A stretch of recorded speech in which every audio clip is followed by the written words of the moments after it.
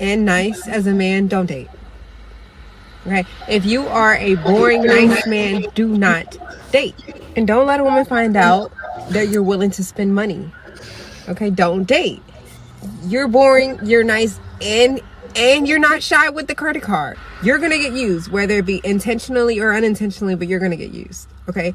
She's either gonna come to the conclusion and say, all right, he's too nice, but he's boring.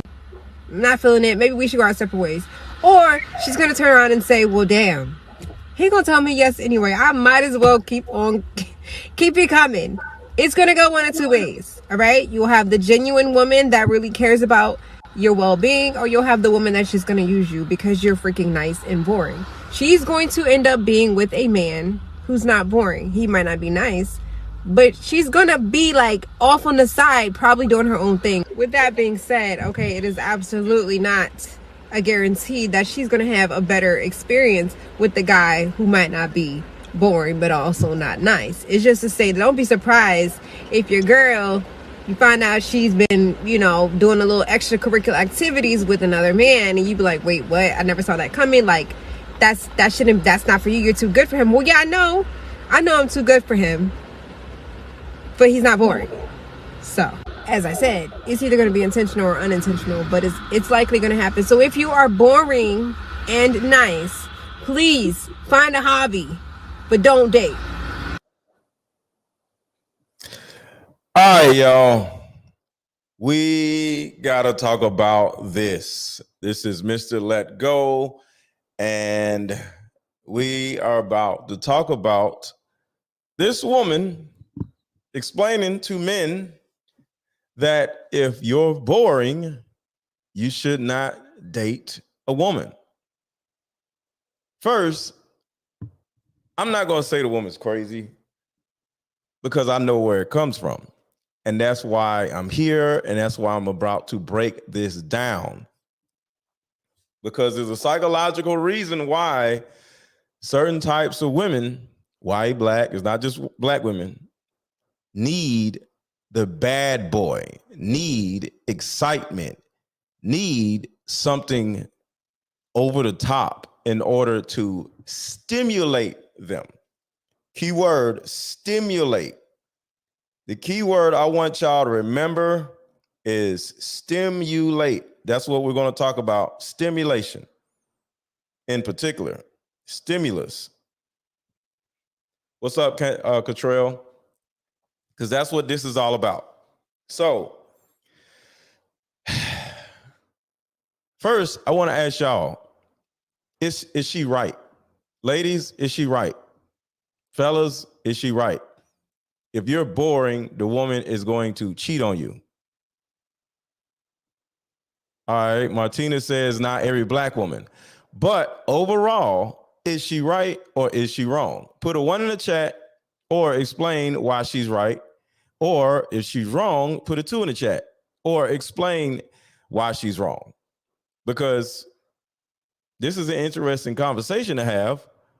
And I'm going to be objective and look at this and say, okay, put yourself in a woman's shoes. If I was a woman, would I date somebody that's boring? You know what I'm saying? Let's try to look at this thing objectively instead of just saying, yo, these women are this and these women are that. No, it's a possibility that women really have a problem dating dudes who are boring.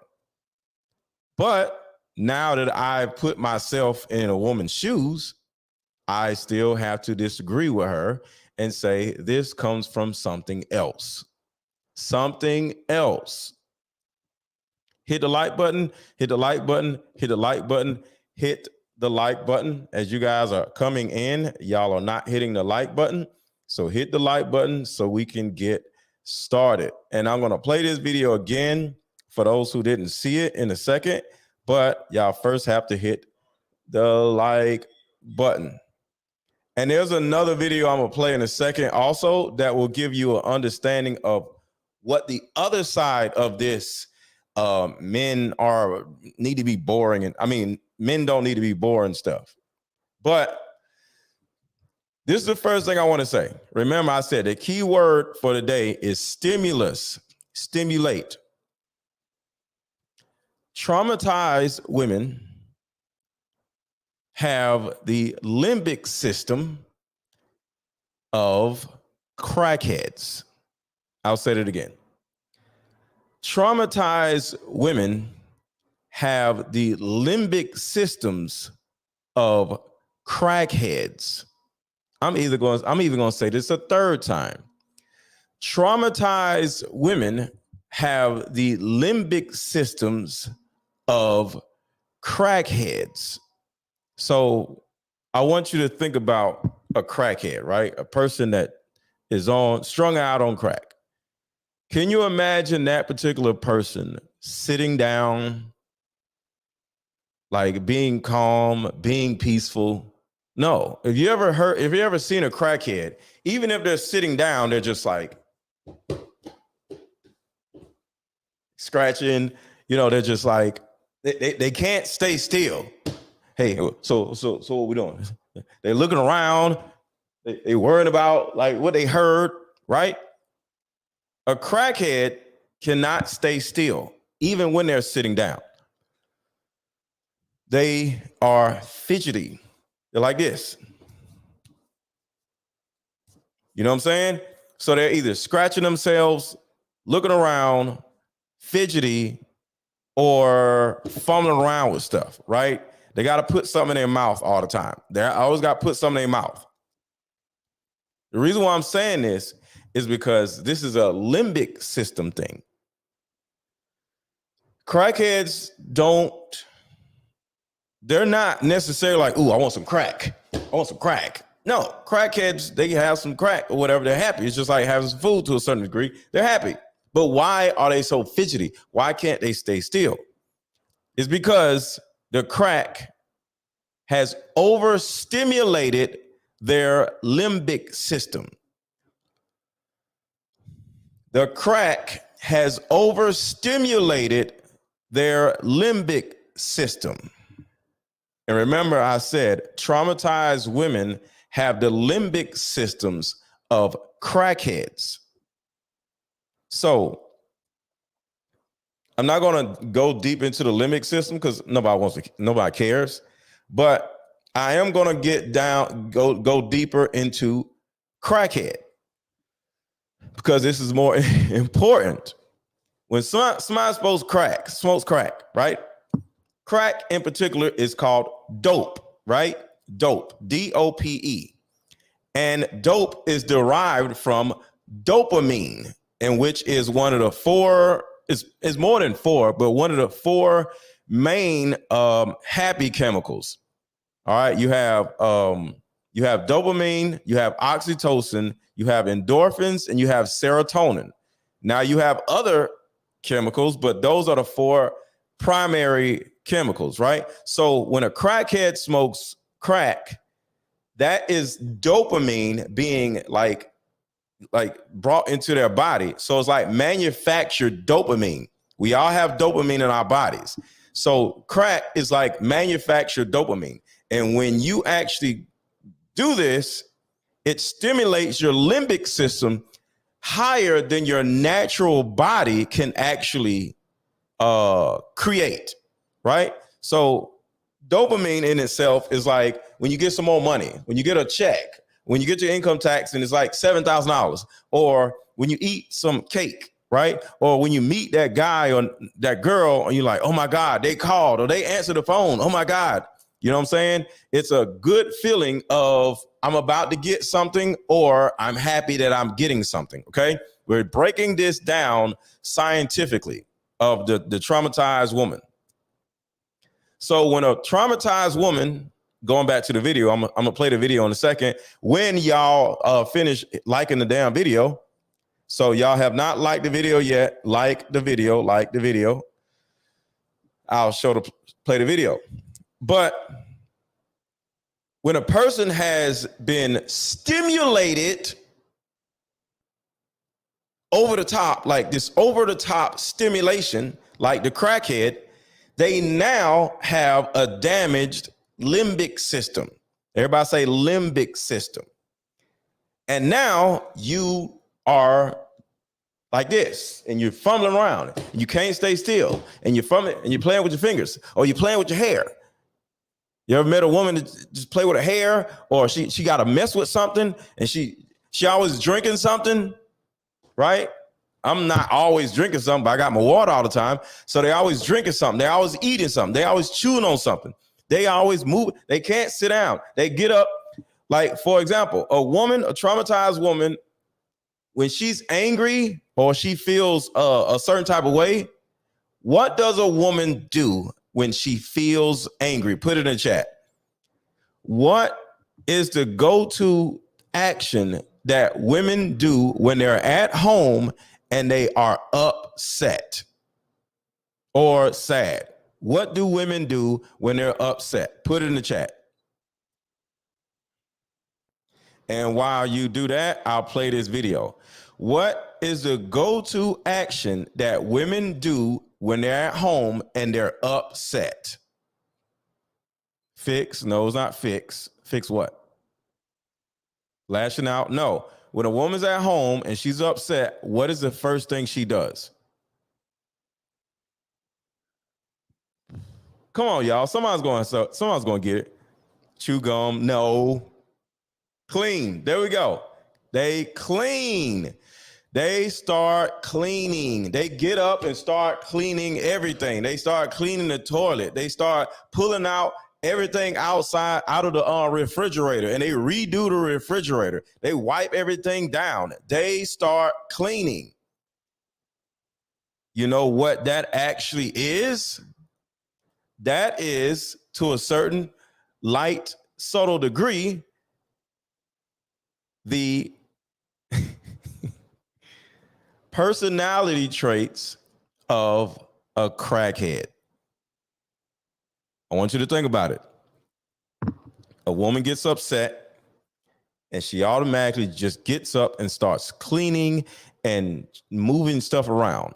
Why? Because she can't sit down.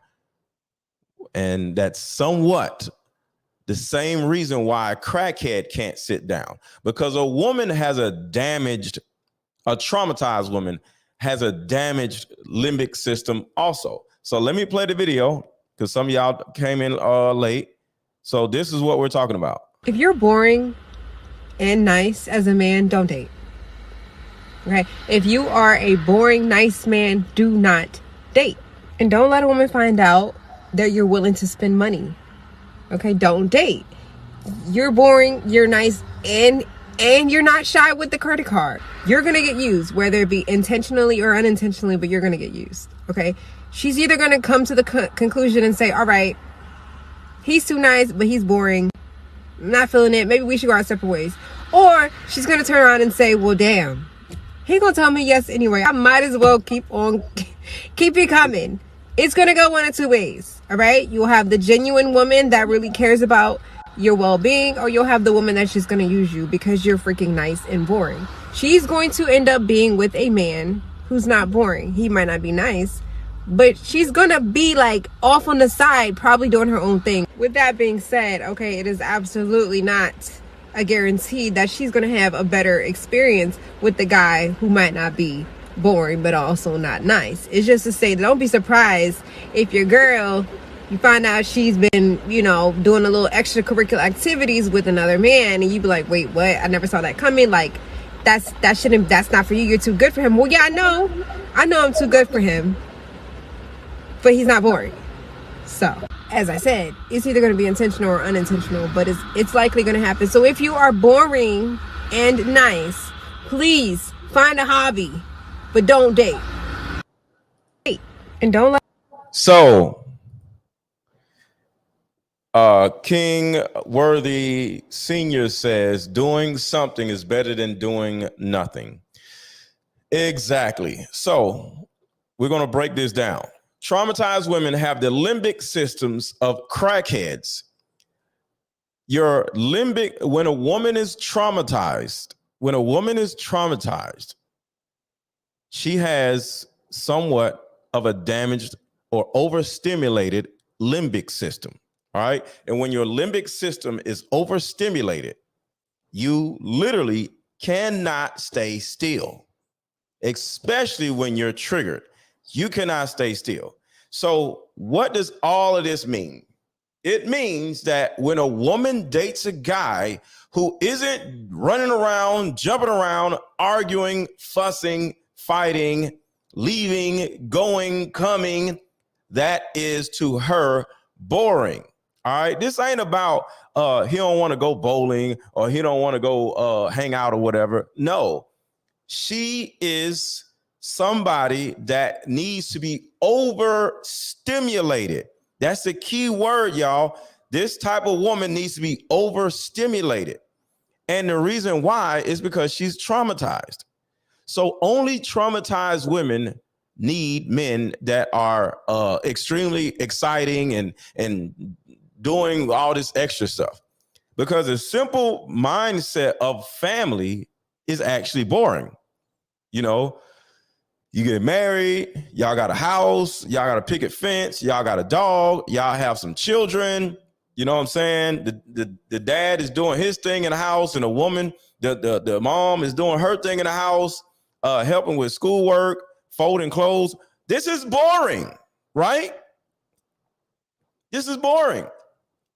But this is what life actually is. Love is boring. I'll say it again. Love is boring. Love is simply holding somebody, talking to somebody, staring into each other's eyes, right? This is simple. This is what love is. So do you think love is thrilling? Do you think love is just being on the back of a motorcycle or almost getting in a car accident? No, that is trauma. So women like this goofy ass woman here require overstimulation because she has an overstimulated limbic system. Put a 1 in the chat if this makes sense. Put a 2 in the chat if you don't understand. So to the men out here who think that they have to be exciting or argumentative or whatever, you are used to traumatized women. Stay away from goofy ass women like this who feel the need to for fun all the time. Now, there's nothing wrong with fun, but are you a child or are you an adult? The Bible says, I don't know, I don't want to say it the wrong way, but when you're grown, you put away childish things, right? So this woman is still a child. And this is something else I want y'all to know. And I've said this before. When you've been through a significant amount of trauma, when you've been through or endured a significant amount of trauma,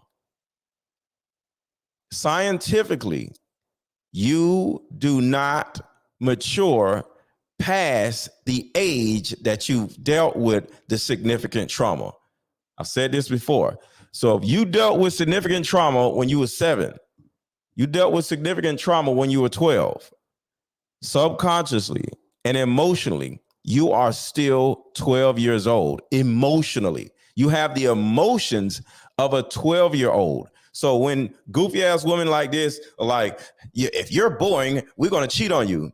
You're still a child emotionally. And this is the way you can easily understand or identify traumatized women. If they have this need to always be moving around, they always want to go traveling. There's nothing wrong with traveling. But if they can't sit down because their lives are too mundane, they are traumatized people. All right. So let me play this other video and everybody hit the like button. The likes are still low. Can y'all please hit the freaking like button? Hit the like button, y'all. Let me play this other video. And this is an example of the other side of what this woman was saying. First person who called me a whore. And I had a lot of, my mother was.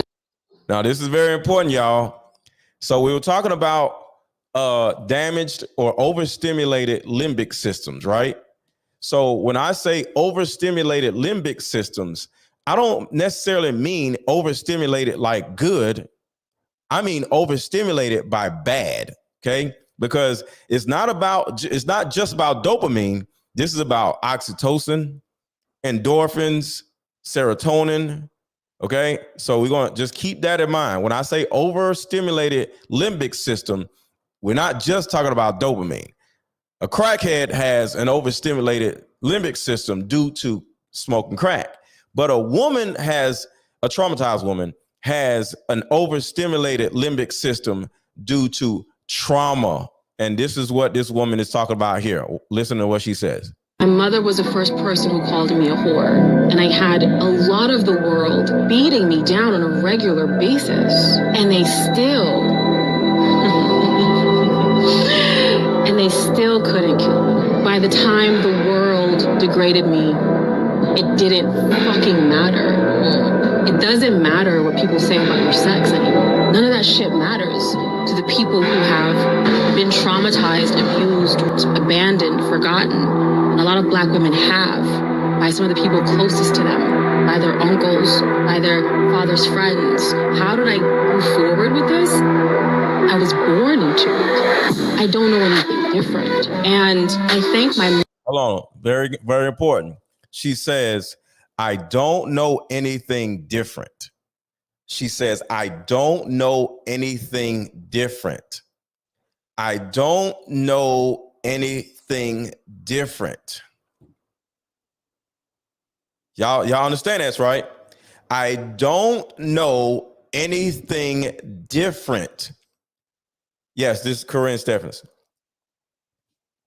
Corinne is just a typical woman. Just like I said yesterday, K. Michelle is just a typical woman. These women are just famous, but these type of women are all over the place. These type of women are in this chat right now. These are typical women. Corinne, K. Michelle, these are typical everyday women. They just are famous. These are normal women. They are just famous. So, like I said, let's back up just a second because this part is very important. I don't know anything different. I don't know anything different. So when you've been traumatized, when you've been abused, when you've been taken advantage of as a woman, when you've been neglected, when you've been told no a million times, when you've been told, shut up, sit down, I'm going to give you something to cry about. You don't know anything different. That is your life. And when you grow up, all you know is that chaos. Okay? Women, traumatized women, are addicted to chaos. Traumatized women are addicted to chaos. Some of the women in this chat are addicted to chaos. Women, normal everyday women, have been traumatized, not just Corinne Stephens. The majority, I would say 80% of Black women have been traumatized badly by their parents. So when they come out here in this world, they are walking around with damaged and overstimulated limbic systems.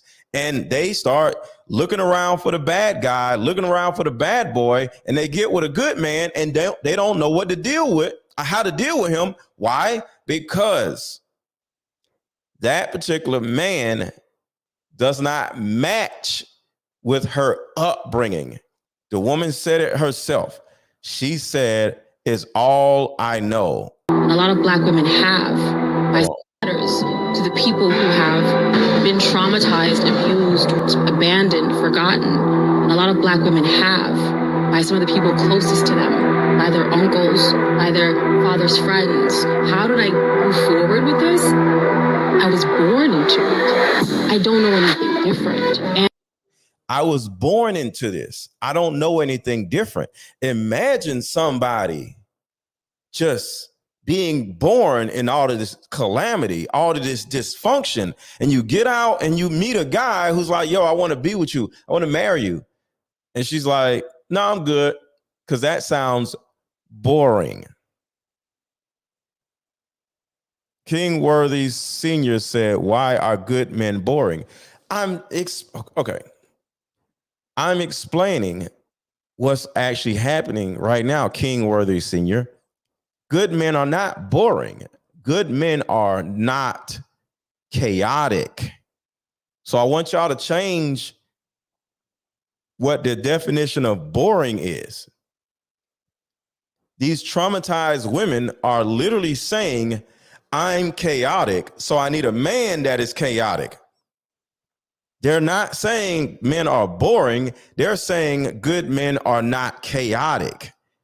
That's what I'm saying. So we're going to keep going. This is really important. And I thank my mother for that, for the years that I've been gone, the years that you were looking for me and couldn't find me. It's because I had to heal. In order for me to heal, I had to get away from everything and everybody. Number one thing I want y'all to remember is this part here. My mother was the first person who called me a whore. Her mother was the first person to call her a whore. So what happened after that? She actually started living out what her mom called her. Now she gets paid to be a whore. Do y'all see how childhood trauma can actually turn into your entire life?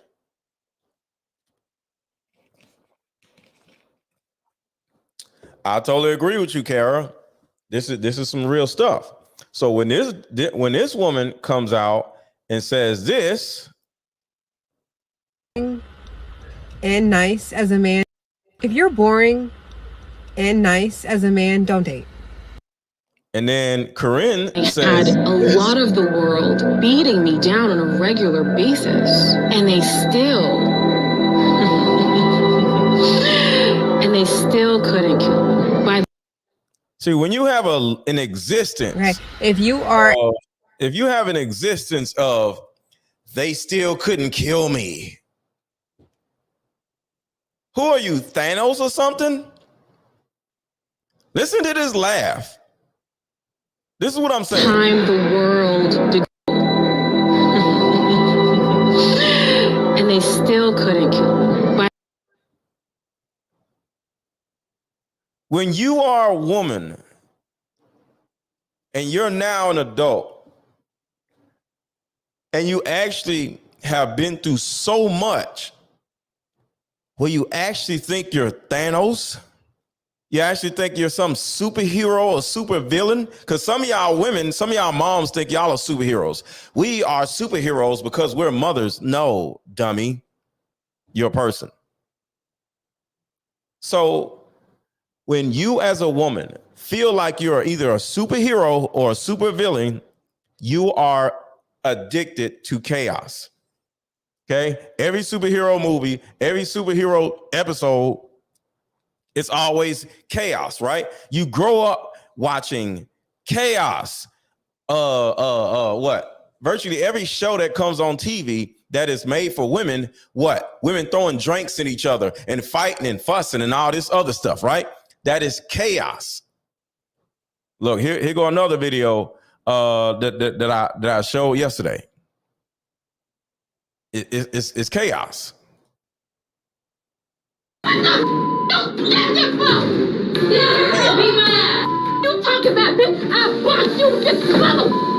See that? Chaos. I know What is happening. Chaos. Nothing. Chaos. Chaos. I'm not a bitch. Whoa. You want to do it? Come over here. Do it over here. You want to do it? Straight chaos. Chaos. Do y'all see what I'm saying? So these are the telltale signs. What's up, Precious? I'm trying to call you Precious instead of Michelle. What's going on? These are the telltale signs of a traumatized woman. K. Michelle, Corinne Steffens, what the hell, Lyrica. These women have damaged or overstimulated limbic systems, and they don't know how to operate without being chaotic. So let's keep going. Let's go down the rabbit hole of this damaged limbic system. You have an exasperated need for outside stimulus because your insides are chaotic. Your thoughts. How many of you cannot sleep at night? And I'm gonna break down why you can't sleep at night. How many of you cannot sleep at night? Put a 1 in the chat if you cannot sleep at night. So survivors of constant childhood abuse suffer from insomnia, sexual dissatisfaction, dysfunction, emotional dissatisfaction, emotional disassociation, misplaced anger, self-mutilation, drug addiction, and alcoholism. So I'm going to say this again. Traumatized women or survivors of constant childhood abuse suffer from insomnia, sexual dissatisfaction, emotional dissatisfaction, dysfunction, emotional disassociation, which is a woman's delusion, misplaced anger, self-mutilation, drug addiction, and alcoholism. So if you cannot sleep, if you are overthinking, you're an overthinker, that means your insides are chaotic. You are internally chaotic. And what does this have you doing? Doing this, playing with your hair, fumbling around with something, always got to talk, always got to gossip. You can't stop talking. Some of you ladies literally cannot stop talking. You always want to tell somebody some damn story about your day. Girl, let me tell you what happened. And then you get off the phone with her, and then you call your other friend, girl, let me tell you what happened. Then you call your mama, you won't believe what happened to me at work today. That is chaotic. You cannot stop talking. You cannot stop moving around. You cannot stop cleaning up. You cannot stop organizing. You cannot stop drinking. Some of y'all got to have some damn wine every night. Second you get home, you got to drink some damn wine. So if you have this chaotic life, it's chaos at work. You always think somebody's talking about you. You always think somebody's hating on you at work. You at home, you chaotic. Or either you need something to suppress your issues, like drink or smoke weed or something. You are traumatized. So of course, you being a traumatized woman, you're not going to want to deal with a man that isn't traumatized. Like boring, nice man. If you're boring and nice as a man, don't date. Okay? If you are a boring, nice man, do not date. And don't let a woman find out that you're willing to spend money. Okay? Don't date. You're boring, you're nice, and you're not shy with the credit card. You're going to get used, whether it be intentionally or unintentionally, but you're going to get used. Okay? She's either going to come to the conclusion and say, all right, he's too nice, but he's boring. I'm not feeling it. Maybe we should go our separate ways. So dealing with a cruel, non-caring mother can cause your nervous system to work in overdrive. The neurological pathways that are usually meant for social behavior may have turned into pure survival instincts. Like you were, like you're a baby tiger or something. Now, I want y'all to think about the difference between a cat and a dog. Okay, the difference between a cat and a dog. A cat be laying around, be chilling, don't need to go outside. If it got to go to the bathroom, it goes to little box or whatever. A cat is very soothing, very peaceful, seems to be very happy. It purrs, right? But when you got a dog, the dog is always barking, jumping up and down, running from this part of the house to this part of the house, loud, knocking over shit. Second you get home, the dog is all in your face and scratching at the door. The dog got to go outside. This is the difference between a human with a peaceful disposition and a chaotic disposition. And I'm not saying you ladies are dogs or whatever. I'm just giving you guys a very easy understanding of the natural operation of a dog and a natural operation of a cat. Yes, cats run around and stuff, but not like dogs do. So, do you have the emotional disposition of a dog, or do you have the emotional disposition of a cat? Well, it's not really emotional. Do you have the cognitive disposition of a dog, or do you have the cognitive disposition of a cat? And I want you guys to just sit back and just think about your life. Just sit back and just think about your life right now. And simply compare your everyday life, I mean at work, everywhere, to a dog, and then compare your life to a cat.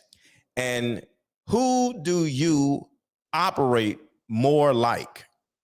A dog always is barking. You on the phone, dog is always just making noise, right?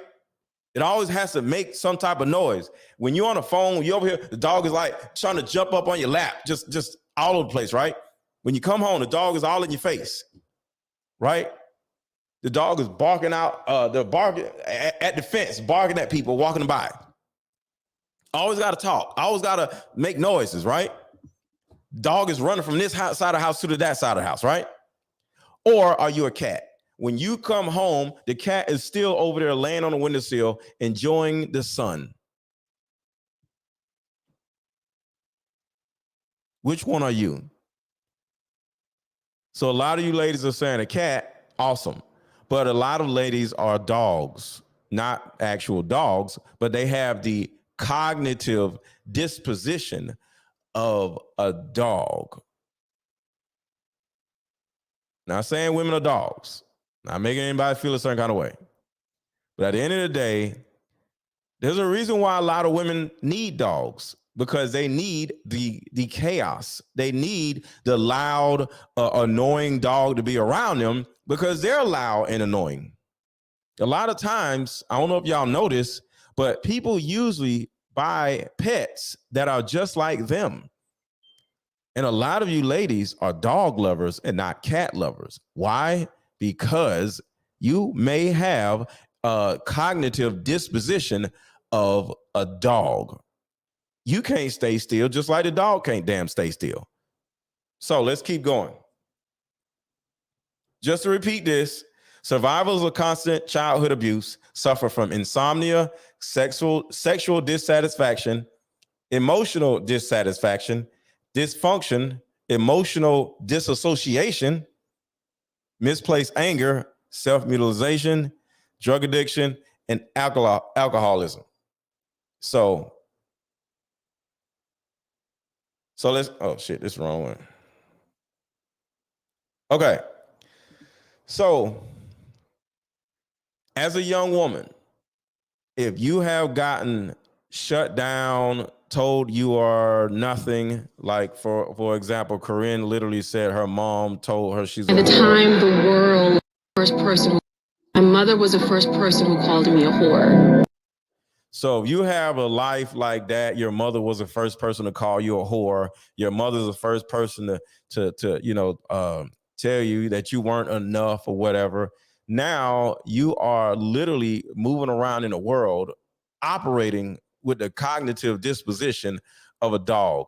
You know how a dog is always ready to bite people and bark at people? You know what I'm saying? So, dude, you're making a carry. Women, what are you trying to do?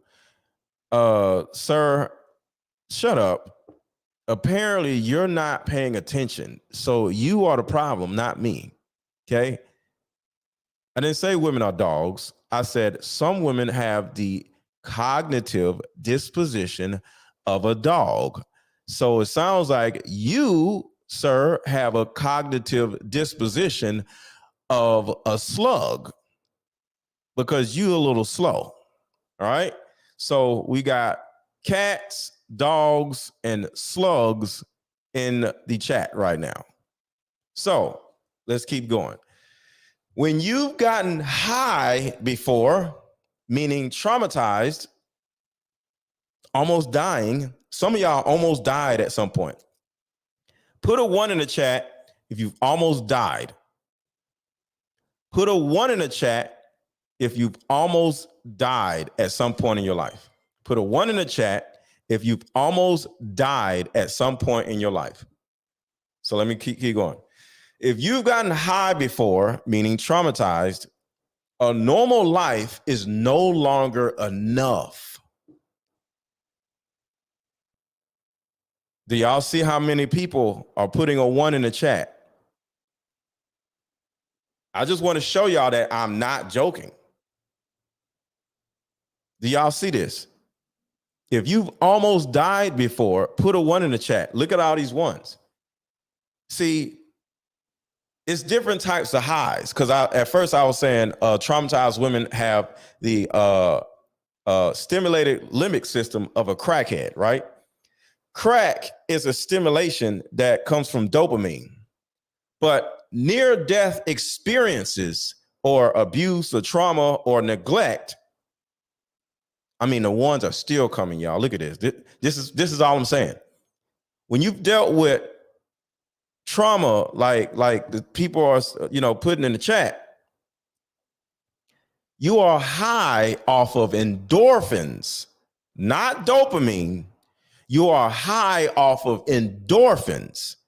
So let me tell you guys a quick example of endorphins. I wanted to pull it up, but I couldn't pull up anything that is not, it won't gross people out. So I look at a lot of nature movies, right? And what I'm about to do is explain what endorphins are supposed to do. I'm explaining what endorphins are supposed to do. So everybody listen up. I watch nature movies, right? Lions, tigers, stuff like that, right? And there's, hyenas, whatever. And there are animals called wild dogs. They look like normal dogs, right? So imagine a lion. A lion or a tiger is like 600 pounds, right? A lion or a tiger is like 600 pounds. They can jump on the back of an animal or chase it or whatever, and boom, take it down, bite its throat, and then boom, is ready to start eating, right? But imagine a wild dog. Wild dogs run around in packs, and they're like they're almost the size of big cats. They're not even the size of dogs. But imagine they're smaller than wolves. A small dog, just say 20 small dogs, they run around in packs, right? So when they go after something like a wildebeest, and a wildebeest is like about 800 pounds, the wildebeest is this tall and the wild dogs are this little, right? The way they eat and the way they feed on animals that are way bigger than them, they actually start chewing at the antelope or whatever is this tall, and the wild dogs is here, right? So they actually start chewing on the legs of the wildebeest, right? So next thing you know, the wildebeest can't get away, but the wild dogs can't bring the wildebeest down because it's so big. Well, what you guys may not know of, and I'm talking about what endorphins actually do, they can't jump on his back and take it down, so they literally start eating the wildebeest while it's still standing up. So imagine like with a human, I'm sure we've seen some piranhas or something, somehow fallen piranha, a thing of piranhas, right? What's up, Will Seed? The piranhas ain't going to try to kill you. They're just going to eat you, right? So certain small animals, creatures, they don't actually like do this and then, make sure you can't get up and, you pass away. No. Small animals, they just literally start eating on you while you're still trying to get away. So you're trying to get away, but imagine your leg is literally getting ate while you're trying to get away. The reason why I'm bringing this up is That is what the purpose of endorphins are. Endorphins actually numb pain. Endorphins, to a certain degree, is natural morphine. All right. So dopamine is like natural crack to us, which is internal, but endorphins is like natural morphine. It numbs the pain, right? So if you get bit by these wild dogs and you're literally trying to get away, your body spreads out endorphins to the traumatized part of your body in order to put you in a position where you still can run and get away, so you won't go into shock. So the reason why I'm bringing this up, just like the wild dogs are chewing on this wildebeest while it's still standing up trying to get away, and it wakes up, and it looks down and half his body is like over there. The same thing happens to us when we're traumatized. I'll say it again. The same thing happens to us when we're traumatized. So now, imagine a young girl, just like what Corinne was just talking about right here. Now, I'm playing this in a second. Imagine a young girl who's traumatized by her mom, and she has a nasty boyfriend, and she goes to her mom and says, hey, your nasty boyfriend keeps looking at me. And your mom is like, you're just, like Kevin Samuels said in another video, that's just your daddy. That's your new daddy, whatever. He's nobody, whatever, right? And you're just like, but mom, I'm scared, right? Now you're already feeling fear, right? Hit the like button, hit the like button. Thank you, Will C. Hit the like button, y'all. Hit the like button, hit the like button, hit the like button. So next thing you know, the nasty boyfriend comes into your room and does something, right? And then you go to your mom and say, Mom, last night, your little nasty boyfriend came in my room, right? And say your mom's like, don't worry about it.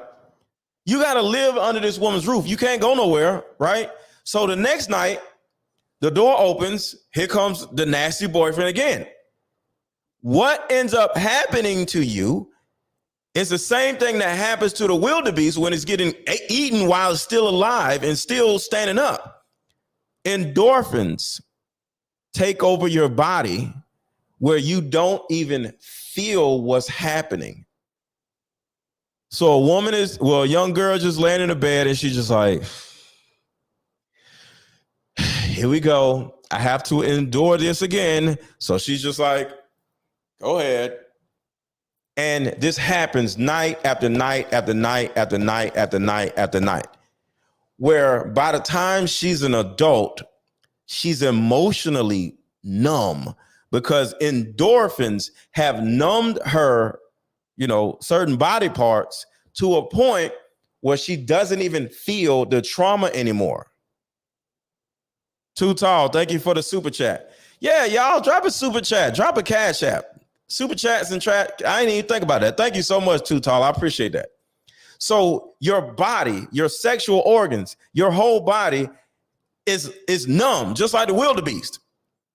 The wildebeest is just trying to get away, but his leg is like over there. Now the wild dogs are literally just eating at the wildebeest, but the wildebeest isn't falling. He's like, no, I got to go away before I die, right? The same thing has happened to the young women when they're being abused in some type of way. And you grow up emotionally numb. You grow up sexually numb. So now you got all these traumatized women who be like, girl, he got to have this. The sex got to be like this. He need to be this many inches because I need this, right? You know what I'm saying? He got to do this while we having sex. Why? Because your limbic system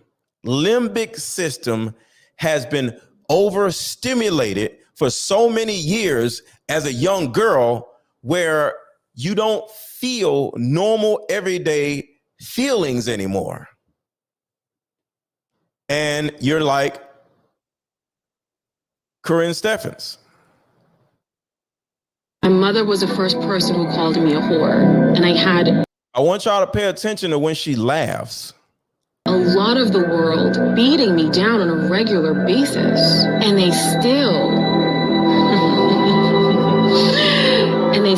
couldn't kill me. So I want y'all to think about the wildebeest. I want y'all to think about the wildebeest real quick. Say the wildebeest gets away after being halfway eaten by the wild dogs. So you have some body parts that are gone, but you didn't, you still survived.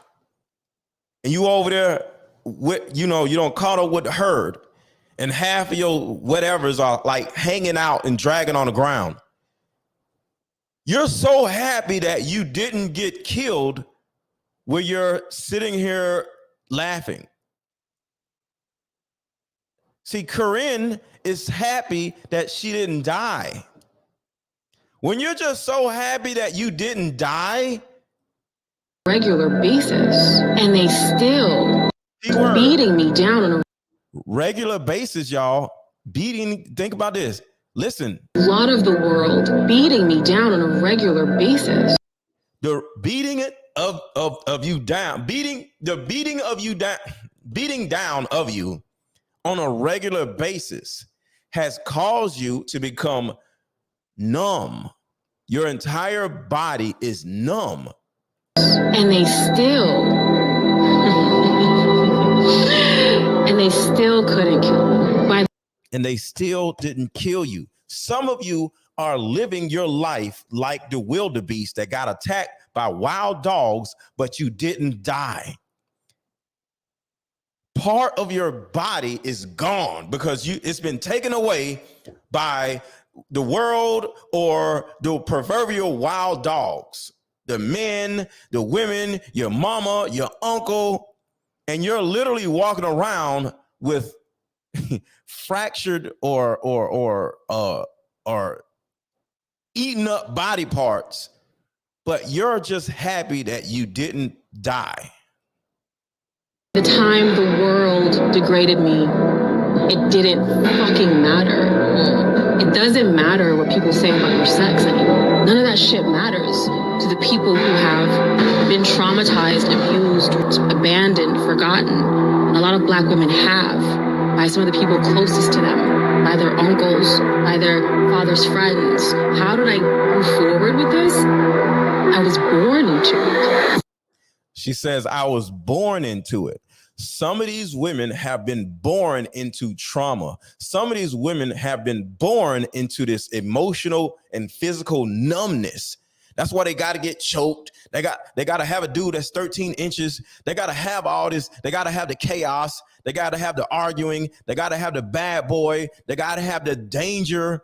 Do y'all remember how many people that put a 1 in the chat when I said how many of you have almost died at some point?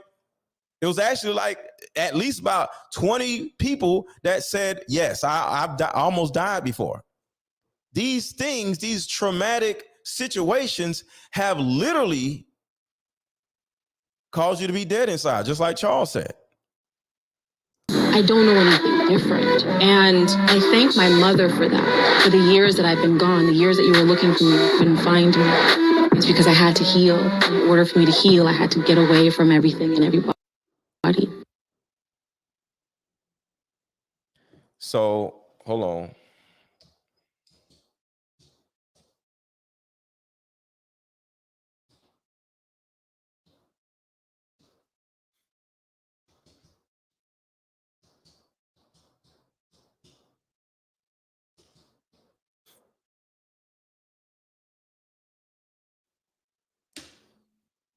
Hold on 1 second.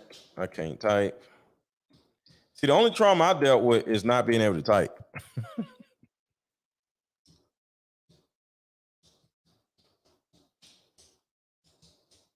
So what has happened to a lot of these women and a lot of you women is you are so emotionally numb where you have emotional attachments. You have dysfunctional emotional attachments. You are emotionally attached to bad boys. You are emotionally attached to your past. You are emotionally attached to chaos. You are emotionally attached to your baby daddy who doesn't want you. See, some of y'all are emotionally attached to men that don't want you. Some of you are actually emotionally attached to men that don't want you because your mom acted like she didn't want you.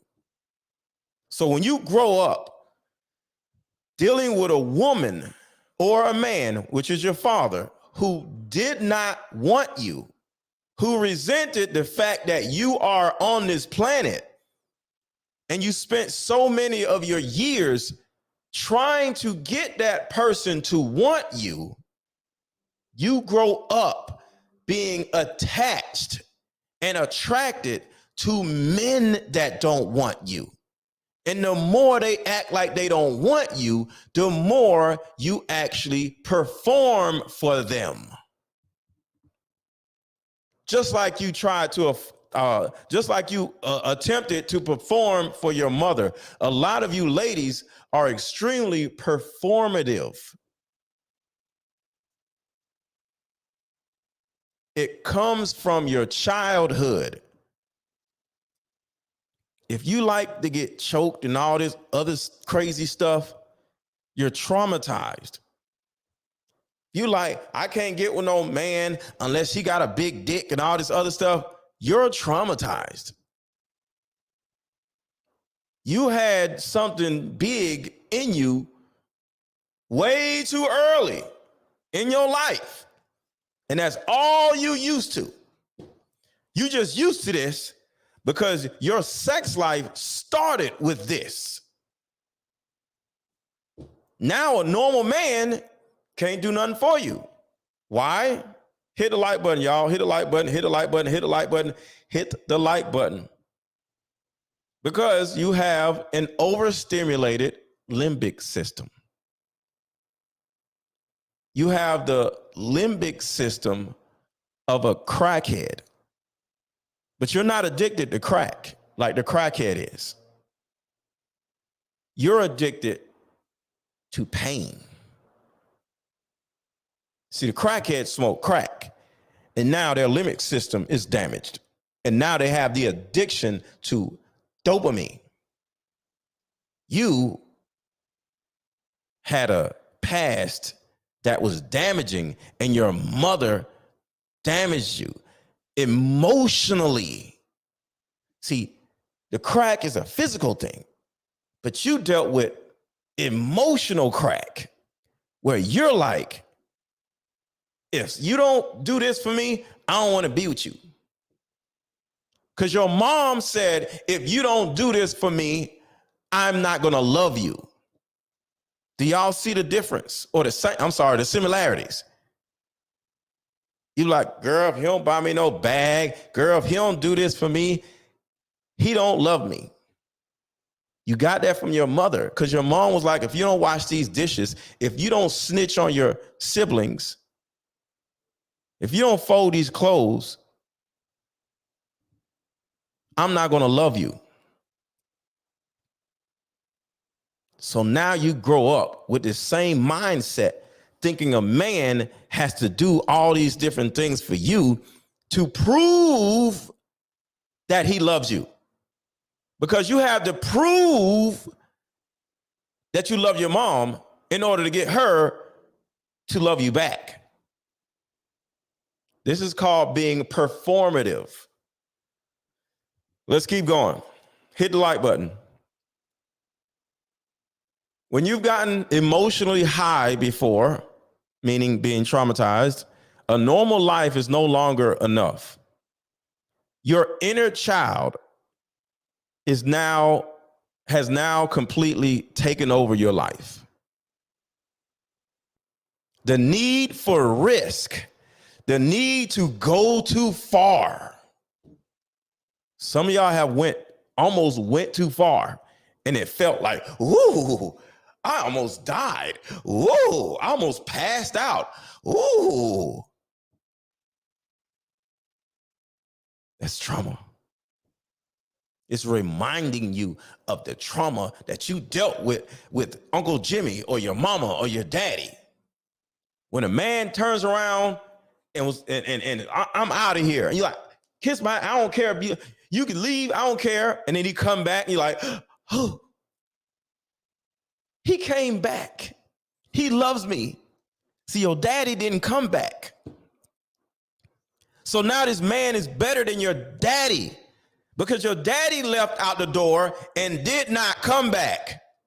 But when a man leaves out the door and comes back and says, yo, I miss what we had, you like, ooh, he came back. Unlike my daddy, your daddy didn't come back, but this man did. And it makes you feel like you're loved. No, that is a trauma bond.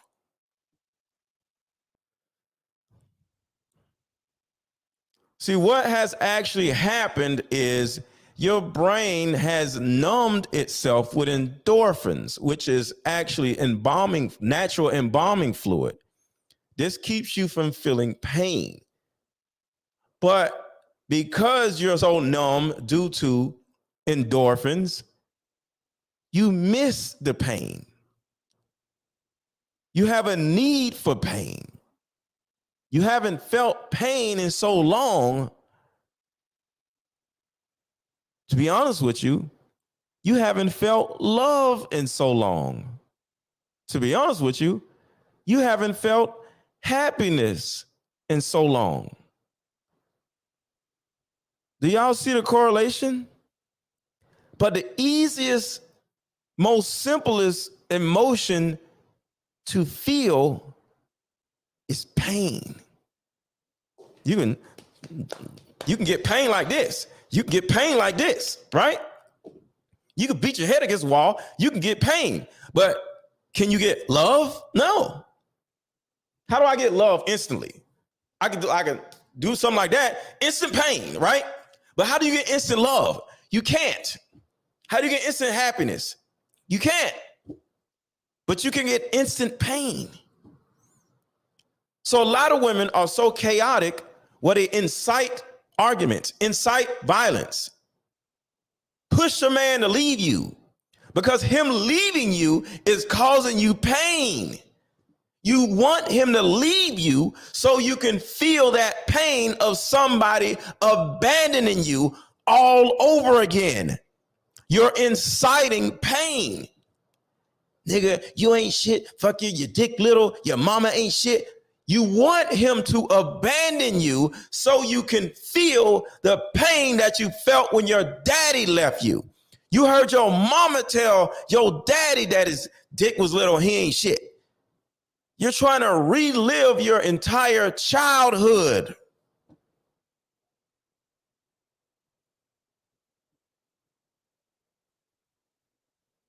And now you walking around either like this. And nice as a, if you're boring and nice as a man, don't date. Okay? If you are a boring, nice man, do not date. And don't let a woman find out that you're willing to spend money. Okay? Don't date. You're boring, you're nice, and you're not shy with the credit card. You're gonna get used, whether it be intentionally or unintentionally, but you're gonna get used. Okay?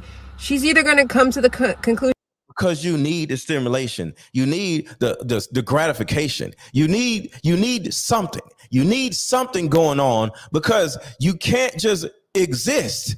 You gotta have something going on in your life that's chaotic, or somebody has to be performing for you, or you feel dead inside. And say, all right, he's too nice, but he's boring. I'm not feeling it. Maybe we should go our separate ways. Or she's going to turn around and say, well, damn, he going to tell me yes anyway. I might as well keep it coming.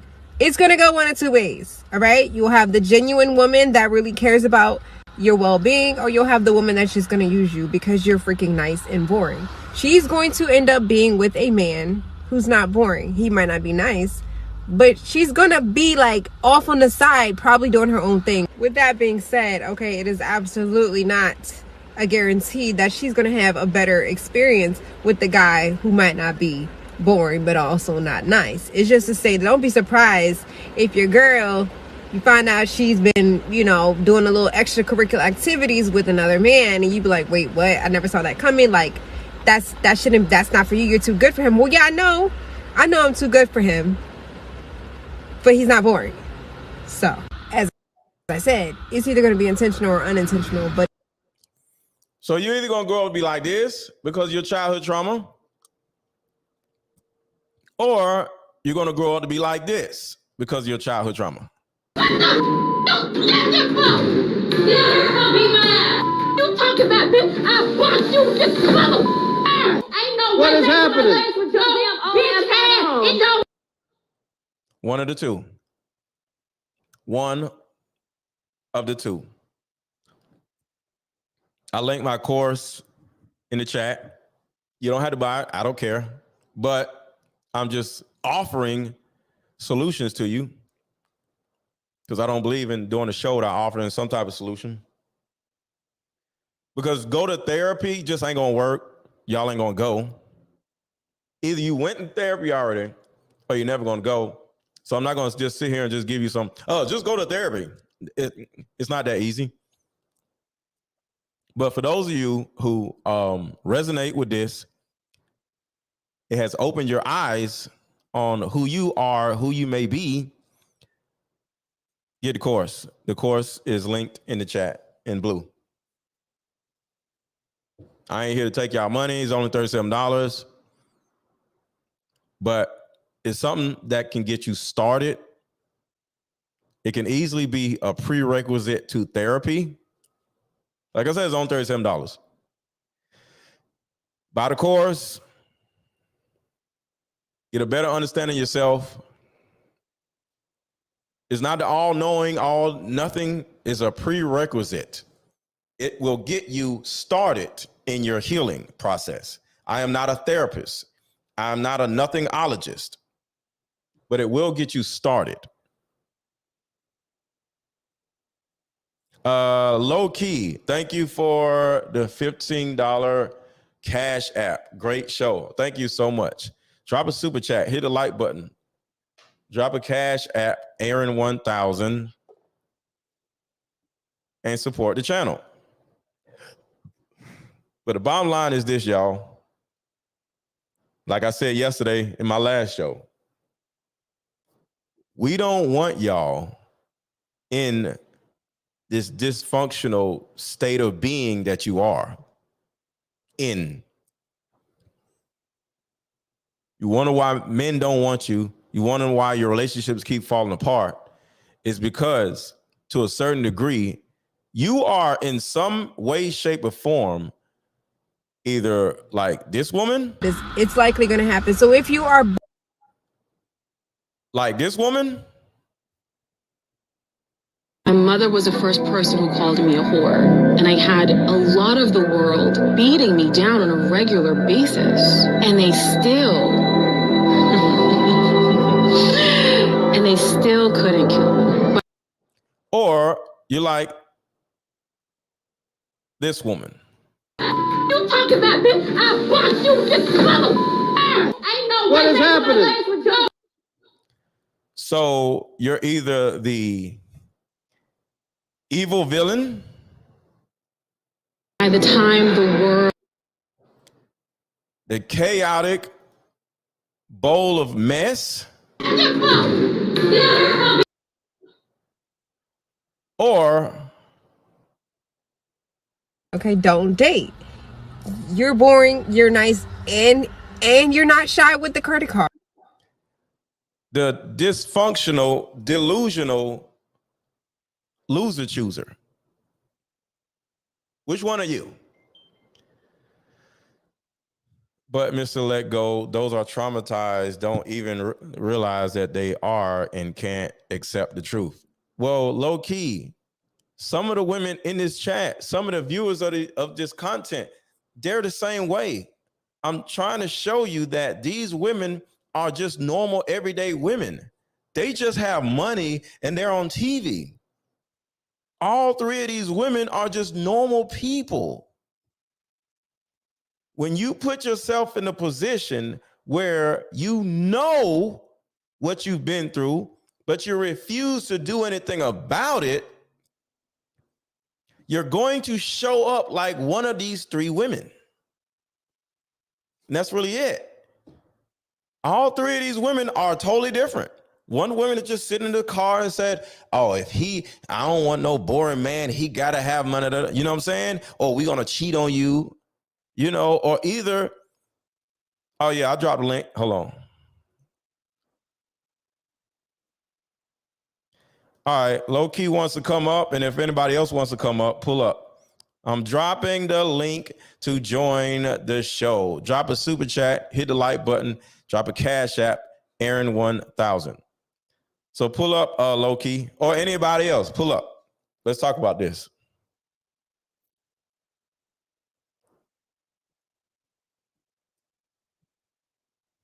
But Trees to Trill, this is what women love to do. Y'all just love to say, yes, get therapy, prayer.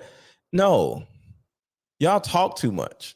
All y'all want to do is just sit around and like, girl, yeah, you need to get there. Ain't nobody getting therapy. That's why I put the link directly in the chat, because I want y'all to be able to obtain what you need right now instead of going get therapy. No, click the link in the blue. Hey.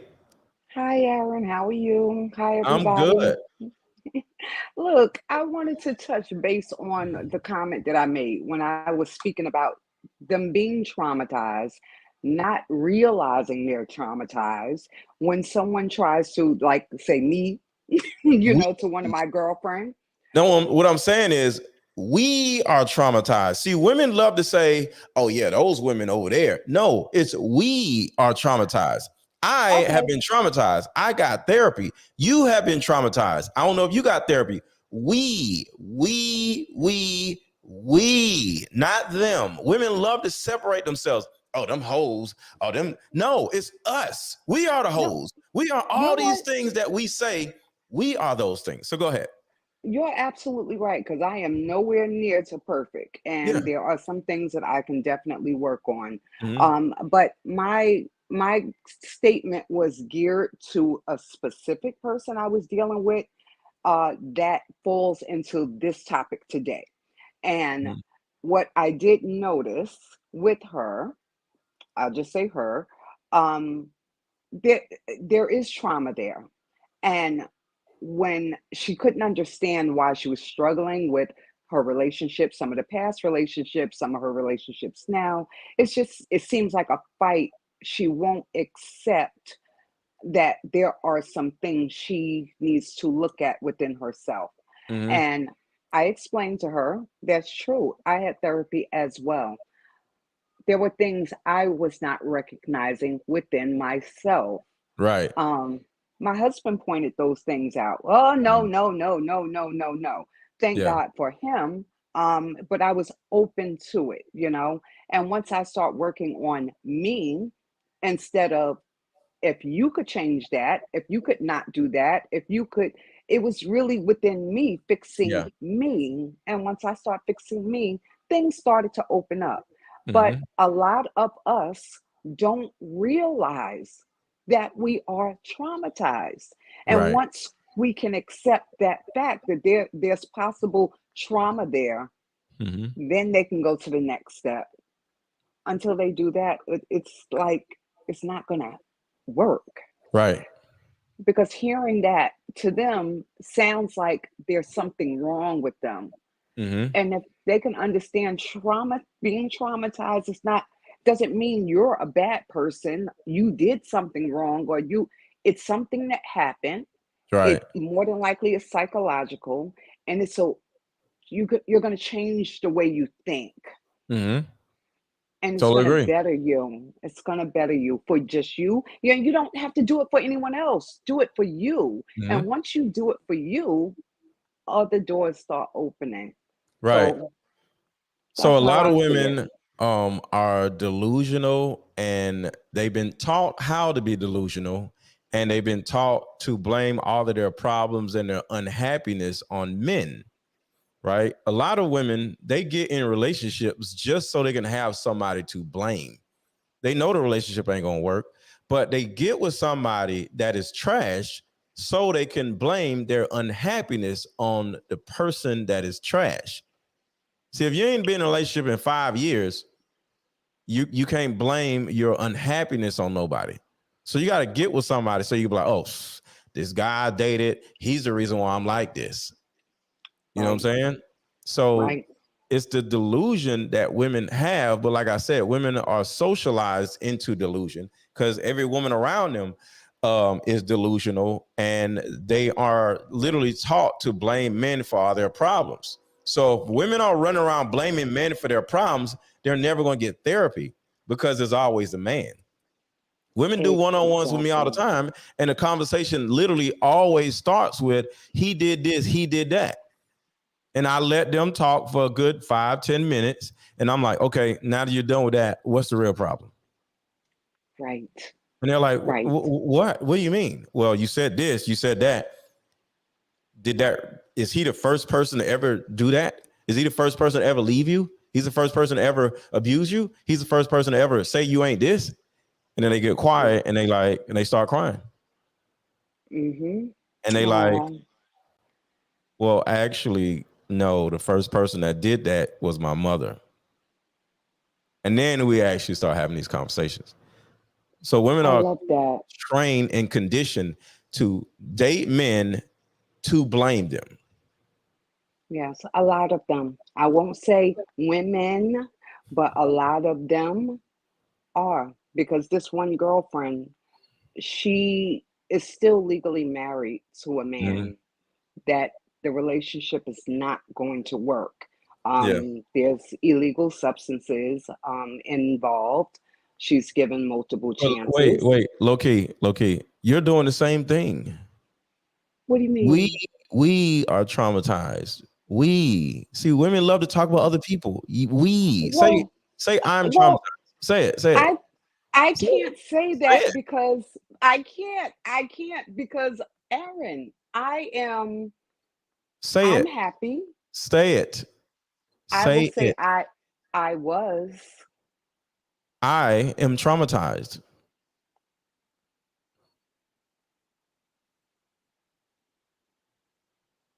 I am traumatized. Thank you. I am traumatized also. No, I'm saying, I'm talking about me. I'm traumatized. Okay. See, but I am, and I've learned. Yes. We're healed, right? We have healed, right? Yes. There we go. Yes. Yes. And that's why we spend so much time talking about other people being traumatized. She did this, or no. What have we been through? It's about us. Yes.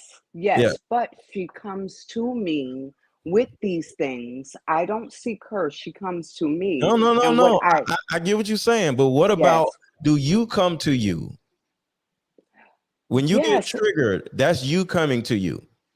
That's the little girl inside of you coming to me when she's triggered. So forget about the girl. Okay. What about the 7-year-old low key? Does she come to you when she's traumatized or she's triggered? She used to. Okay. She used to. There we go. Well, let's tell my story. Okay. I'll keep it brief. In case someone else wants to come up. My story was being raised by a narcissistic mother. Mm-hmm. I had no idea what that was. Right. I just knew it didn't feel right. It didn't feel like what mommies were supposed to be. Right. She was not present. She didn't spend a lot of time with my brother and I. She was always unavailable, working or something else. Yeah. When I grew up, I still loved her. I still respected her. I still did all of those things. But I got into a little bit of trouble at some point.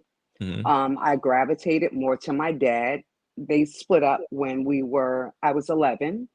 I had a stepdad that tried to cross the line. Mm-hmm. So the other day when you were speaking, Yeah.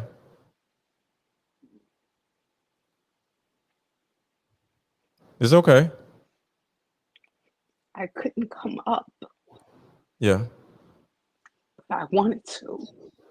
Yeah. When all of those guys were speaking about stepdads And they don't be happening. I don't know what they talking about. And you just like, it was so real.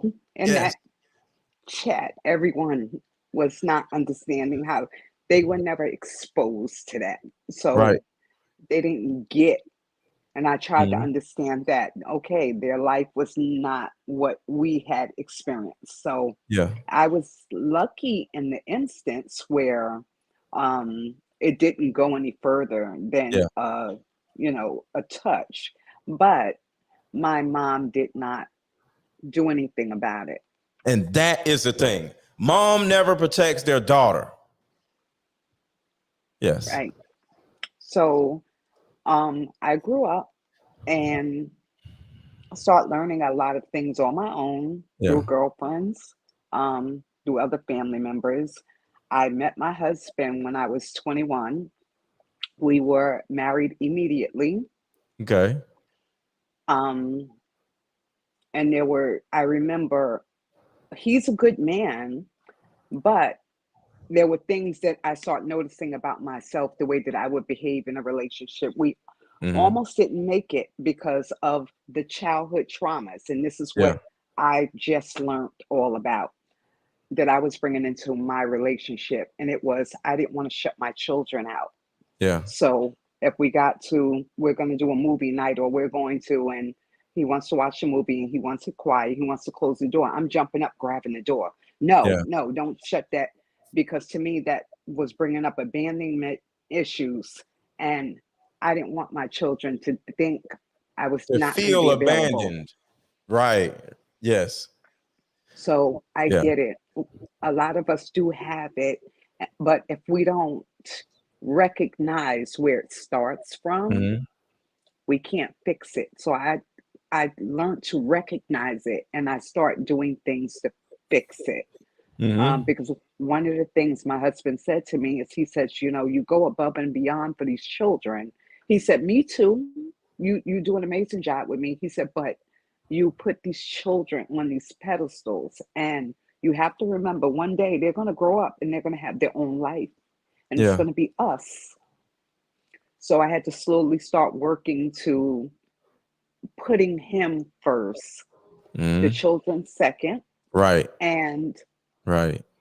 it all worked out, in the end. Mm-hmm. But I was terrified because I didn't want my children to feel what I felt.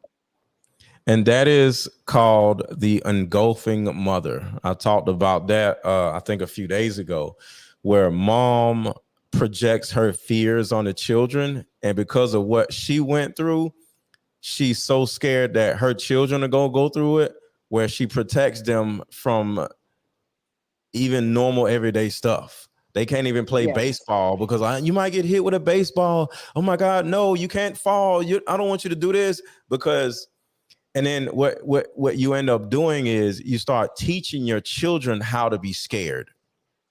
right, So now, because right. risk is a healthy risk and an unhealthy risk. It's a healthy this and unhealthy. It's healthy trauma. Like if I'm lifting weights, I'm actually traumatizing my pectoral muscles, and that's why they Yeah, start hurting, right? That's healthy trauma. You're causing trauma to your pectoral muscles. So there's healthy something and there's unhealthy something. You know what I'm saying? yes, And it's yes, important for us as parents to stay in the middle, because what can easily happen, I call this the 12 o'clock, 6 o'clock syndrome, where since your mom like didn't care about you, ignored you, didn't protect you, she's at 12 o'clock, your child grows up being engulfed by you, and you can't do this and you can't do that. No, don't do this. I don't want you to get hurt. You can't go outside and play. and they feel controlled and over just with an overbearing parent. So they're 6 o'clock, right?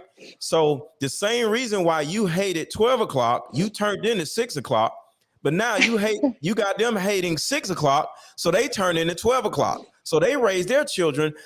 Yeah, do what you want to do. I don't care. Get out my face. Leave me alone. Go away. What you want? Move. That makes they're sense. like, I'm never going to raise my children the way my mom raised me. But you tried to do it the best way. But if it's too much, it's almost too hot or too cold. I don't want to be too cold or too hot. I don't want to be neither. I want to be warm. Yes. So your mom was too cold, but now you're too hot. Now they could turn around and grow up, raise their kids too cold, and now their kids are traumatized simply because you were traumatized by your mother. And so your mother ends up being them as grandchildren. Exactly. And the benefits there is my husband was the blessing in this. We talk about 2-parent households where people don't think that it's that important. It is so important. Especially if it's a healthy relationship, the balance that it brings, because without him speaking up and knowing when to speak up, he wasn't afraid of the backlash that he could get, or I needed to hear that. Right. I had no idea how unhealthy it was. I'm just wanting to be a good mom. So again, that's why I said, no, I'm not traumatized. I'm I'm in a better, I'm definitely, this is 10 years in the making now of my changeover. So I feel good about it. And I'm glad that he intervened when he did, So he and I, 25 years in together, the best soulmate I could meet. And I love that. Yeah, that's my baby, my heart. But I tell you, everything, I'm glad I ran across your channel. I'm still learning. Because we don't know everything. We can always still learn something new to fit it into our everyday lives, and I appreciate the time that you put in to help educate. And again, I understand some people coming in the chat, they may not get it all the time or they go off topic. I just wish you guys would just listen, let them finish it out, and you'd be surprised. Even if you don't get it in this moment, once you leave and reflect, man, oh man, you're like, wow. And there's sometimes I want to come back and go, wait a minute, Aaron, I okay, what you just said made some sense. And I want to elaborate on that, but I'm like, okay, the live is over and done. So who knows? Maybe I'll come over to Instagram and I'll type you a little something, leave you a message there. So it's not like stuck in and now we're on to another topic. Right, I appreciate this. Yeah. I needed this. I appreciate you just coming up here and just admitting, just like I admitted with myself, I'm traumatized, and you admitted you're traumatized. It was hard to do, right? Yes. And this is what happens with a lot of women because of the ego of, like, you feel like just like a second ago you said your husband was able to be that buffer or was able to be the person to stand up to you and say, no, this ain't right? See, Black women are fearful of Black women. And that's the reason why Black women are the biggest enemy to Black women. Because if your Black women friends witness you doing these things, they would be afraid to check you. Yeah. Because Black women are afraid of other Black women because they don't want somebody to attack them back because they're traumatized too. So your friends, imagine this. You're traumatized and you're acting traumatized to your children, right? And say your traumatized friends see you acting traumatized and they're like, hey, you're going to traumatize your kids. She's going to look at you. You're going to look at them like, you telling me with your traumatized ass, your daddy did this, your man did this, your man left you, and now she's like, you damn sure right. It now go she's like that. Triggered. Now she feels less than, and this is what women do to each other. This is the reason why women never hold other women accountable, because all they know how to do is attack and fight. So when somebody says, hey, you're doing something wrong, the woman, even if they're best friends, will attack the other woman and say, who are you to speak? Your daddy left you. Your mama did this. Your uncle did this to you. And now you feel all in your corner like, Right. and this is the reason why black women don't need to talk to or listen to other black women, because they're so traumatized. They only know how to respond, react, and attack somebody because they feel like they're being attacked. So you having a husband is the reason why you guys are going to, one, continue to grow and prosper, and you are going to actually see how you operate it, and you're going to change things. And this is what we men are here for. Yeah. We're here to help regulate the emotions of our women, you know? That's what, take the emotion out of it. Yes. And so where I used to make fun of that, oh, men are not emotional enough. That thank God. Thank God, because where we will fill in areas with some where there's a certain level of emotion needed, we balance each other out. Yes, we really do. We really do. And it's like you said too, about going to the friends. It's hard because they can mask their own trauma. So therefore, you may not know some of the advice that they are giving, even if you let them in. It's fear-based. Yep. That's the scary part. So yeah, people just come and seek help, talk to people who are educated in this, have more of an understanding of the way this works. And I will say, I do better with men than I do with women. Yeah. Just, straight to the point. Well, type this of is what's thing. crazy. Every woman does better with men than women. The typical woman would be like, women are too catty. But they are afraid of men because their moms taught them to be afraid of men. So they do better with men, but they're afraid of men. You know what I hear a lot, Aaron? Yeah. They don't want to lose this control. Yes. That's a big, and I don't understand that, because again, 25 years with my mate, this is just our situation. It was never about control. Well, it's because he's there. See, the reason why, so to answer your question, the reason why black women in particular, because white women do it too, but black women in particular feel this need to control everything, is because it's out of fear. It's like holding on to something, and if you let go, you're going to fall in a ditch or something. You know what I'm saying? So the control is, I call it the addiction to certainty. See, when you're controlling of your narrative, right? You have a narrative. It's simply the storyline that you're living, right? If you get with a loser, for example, right? You can control the narrative between you and the loser because he needs you, because he ain't got nowhere to stay. He's not as smart as you, and you're controlling the narrative. So he can't hurt you because he can't leave you because he needs you. But your job as a woman is to need us. But you're afraid, not you, but women are afraid to actually need a man because they will be out of control. But the beautiful thing about control is you gain control when you give it away. And women are so afraid of that thought process of giving away their control. Yeah, no, we're balanced here, where he will just hands off, let me do it. It's whoever's stronger in this household in a certain direction. So, and I pretty much will just fall back. Come on in, Dante. All right. Yeah, Aaron, my son just came home. Okay. And I have to see the bus driver. It's either no I problem. could drop down, or you can hold on, or no I can problem. put you in the next line.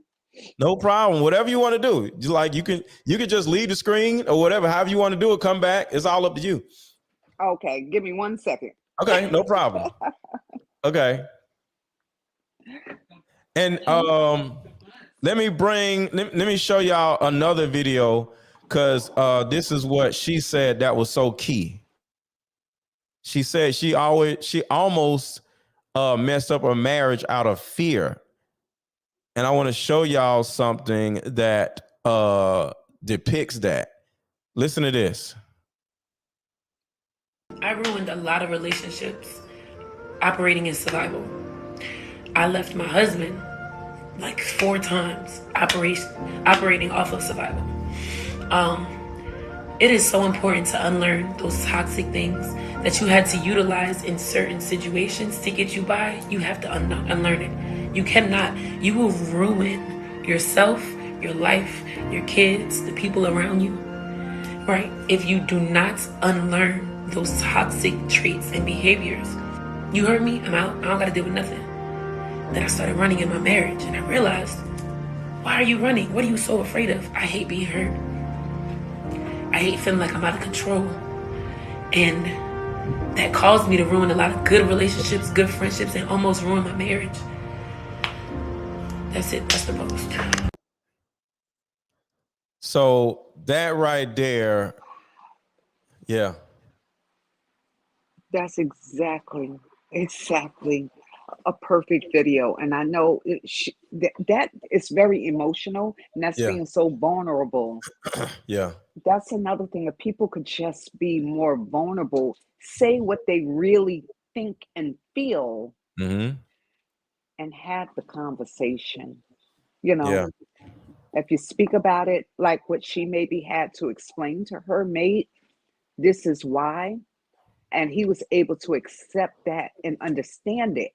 Yeah. And most men will work with you. You know, they won't look at you as, oh, this is gonna be too much. This is gonna be too much. I don't think Right. I could handle. Yeah.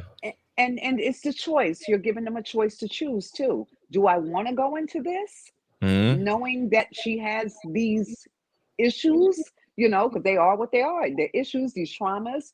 I could walk away from this. I don't have to. But a good man will see you through, and if they can't at that point, then maybe walk away.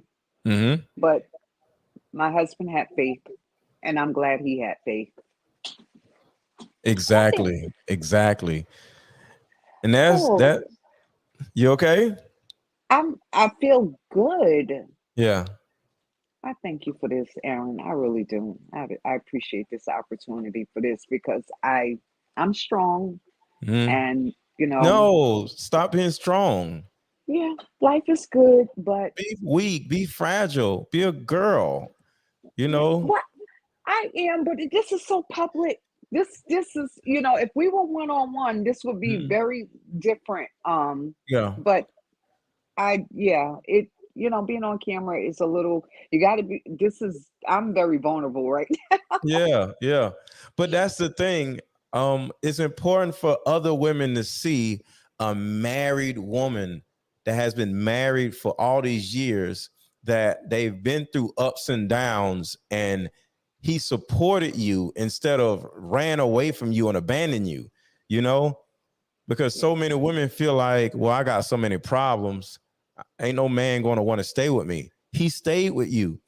I'm sure he had problems too. None of us are perfect, but Right, y'all are just still together and still happy. You know, you got your kids coming home from school, all these beautiful things these other women want to have, but they just don't think it's actually something that can happen. But you are a perfect example of, you can have a beautiful marriage and still not be perfect, still have issues, because we only see people married on TV and they're just always right, happy.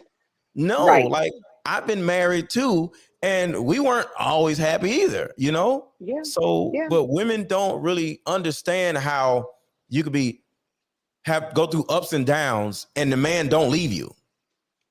Right. When I told one of my girlfriends an argument that we had, and she seemed like shocked. You argue? Yeah, we argue. Yes, yes, we disagree, Yeah. but it's not for the world.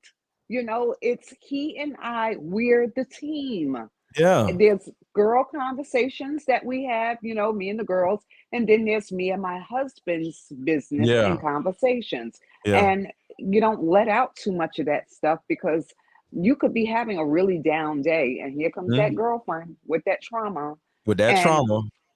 well, you know, I'm a lot stronger than that. I would not allow them. I go off of what I feel, what I see, and what I think. Yeah. And I know my husband is definitely worth it. And the same Mhm. for him. But Yeah. not everyone is going to be like that. But when she goes, oh my goodness, y'all, yes, we argue, girl. You know, and then the topic of today being boring. Child, sex gets better every year. Do you hear me? Mhm. Sex gets better every year.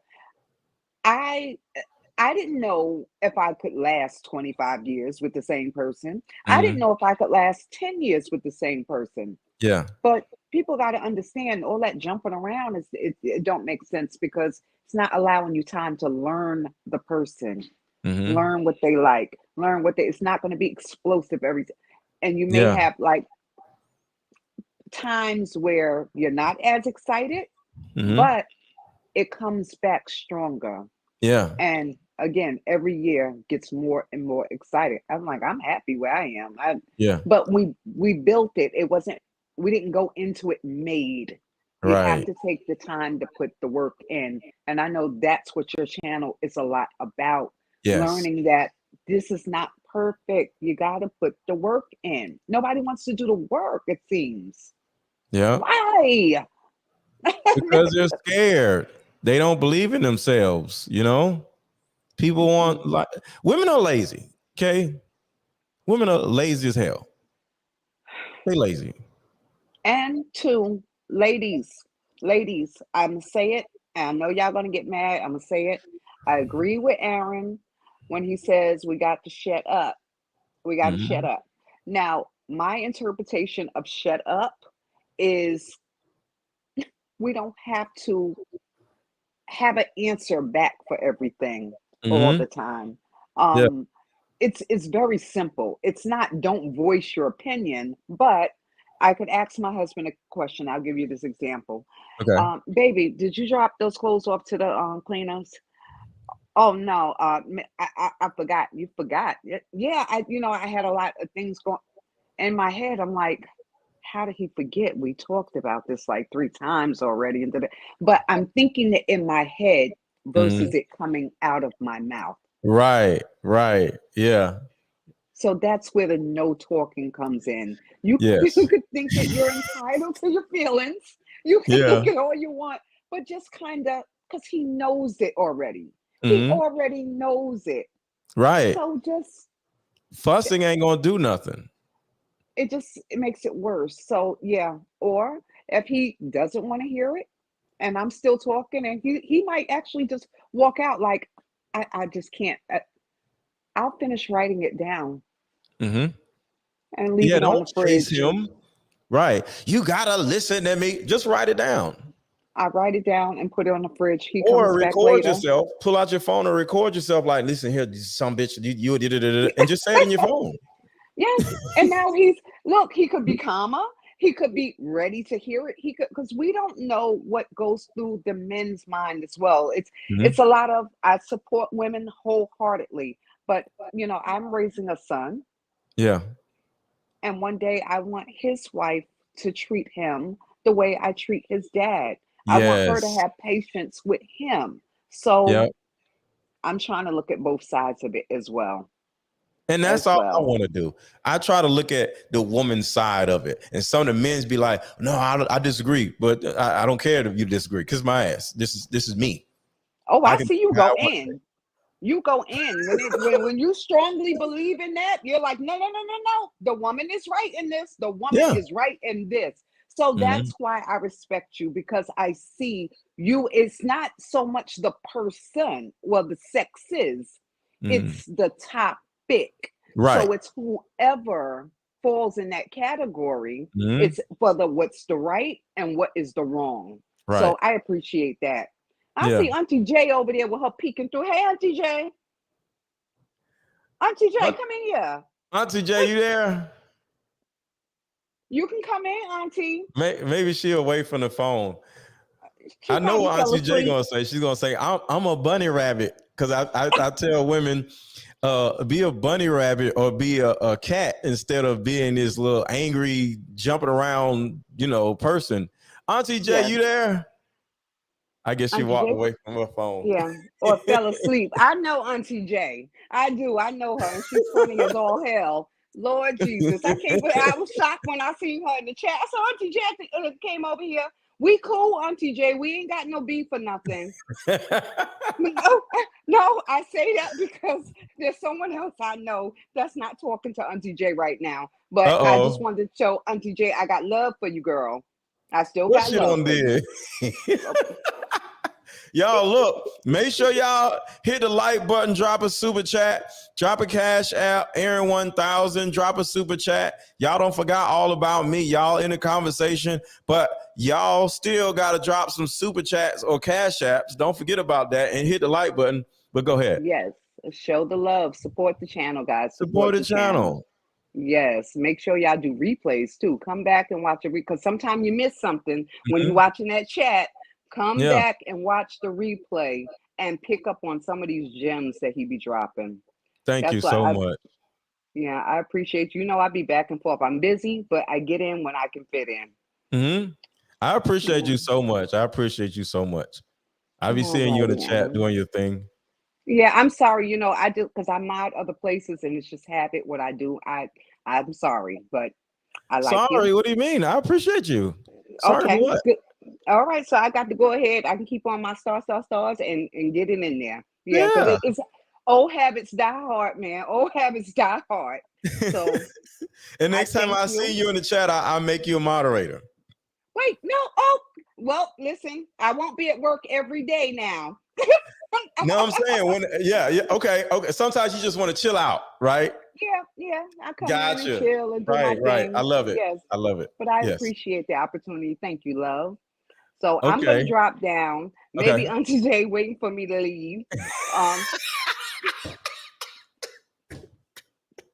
Tell her I love her. Okay. I love you, girl. All right. Talk to you later. Take care. All right. Auntie J, what you done did? You there? I don't know what's going on, Auntie J. I thought she was gonna pull up on me. But yeah, y'all. This was a great conversation. What's my email? My email is, hold on, I'll put the email in here.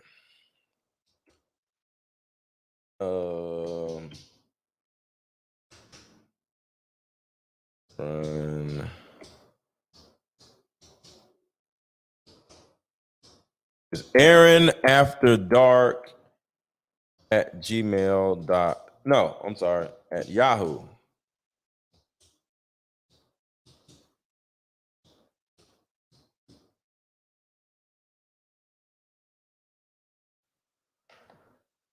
So that's my we'll see. That's my email address. Aaron After Dark at yahoo.com. Or we'll see, just send me a DM on Instagram. I am _ MrLetGo. So either you can send me an email or send me a DM on Instagram. I am _ MrLetGo. But y'all, this was a great conversation, and I hope y'all learned something from it. And just for the record, I'm not no guru. I don't know nothing. I'm just very good at articulating what I read in these books, because I be in these books hard. The books I'm going over now in my coaching group with the ladies are It Didn't Start With You and Mother Hunger. So I'm reading 2 books at the same time. So I don't know nothing. All right. I'm not no expert. I'm not no guru or nothing. I'm just somebody that's very good at articulating what I've read in these books. All right. I'm here to help y'all get out of your own way. And just for the record, I have a course that is in the chat right now. And if anything that I've said or low key has said in this chat that has helped you, Buy the course. The course is linked in the chat. Buy the course. It's only $37. It's a 5-day course and it's only $37. Buy the freaking course. Do something that you've never done before in order to become somebody that you've never been before. So that's all I got. And again, buy the course that is linked in the chat in blue. Buy the freaking course. It will help you because it's built off of what? About 70 books that I've read throughout the last 2 years. Thank you so much, Grace. Grace took the course. She says it's a great course. So buy my course or don't. And keep complaining and keep whining about men. You know what I'm saying? But at the end of the day, y'all, I am out. Y'all have a good rest of y'all day and share this video with somebody. Share my channel with somebody. Subscribe to the channel. Like the video. And y'all have a good rest of y'all day.